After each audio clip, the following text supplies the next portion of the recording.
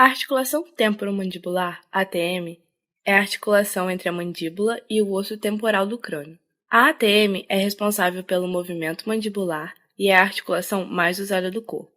A ATM é, essencialmente, a articulação entre o côndilo da mandíbula e a fossa mandibular, uma depressão no osso temporal.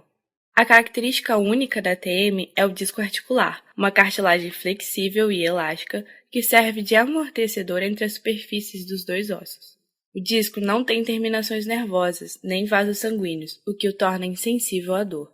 Anteriormente, este se liga ao músculo pterigóide lateral, o músculo da mastigação.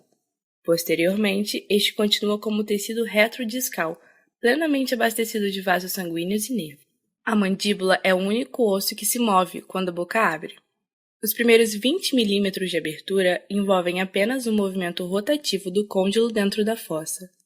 Para que a boca se abra mais, o côndilo e o disco articular têm que sair da fossa, abaixo da eminência articular, uma superfície convexa do osso localizada na parte anterior à fossa.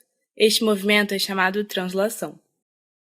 O problema mais comum da ATM é o deslocamento do disco articular e, na maioria dos casos, o disco é deslocado anteriormente. Quando o disco articular se move para frente, o tecido retrodiscal é repuxado entre os dois ossos. Isso pode tornar-se muito doloroso, porque este tecido é totalmente vascularizado e inervado, ao contrário do disco. O disco deslocado para frente é um obstáculo para o movimento do côndilo quando a boca está abrindo. Para abrir completamente a mandíbula, o côndilo tem que saltar da extremidade traseira do disco articular para o centro. Isto produz um som de clique ou pop. Ao fechar, o côndilo desliza para fora do disco e por isso faz novamente clique ou pop. Essa condição é chamada de deslocamento do disco com redução. Em estados mais avançados de deslocamento do disco, o côndilo mantém-se sempre atrás do disco, sem conseguir voltar para o disco. O som de clique desaparece, mas a abertura da boca é limitada.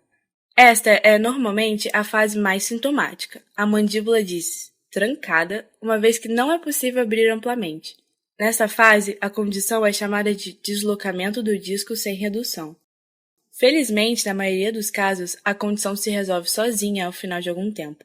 Isto graças ao processo chamado adaptação natural do tecido retrodiscal, que, ao final de algum tempo, se torna tecido de cicatrização e consegue substituir o disco funcionalmente. Na verdade, torna-se tão semelhante ao disco que é chamado de pseudodisco.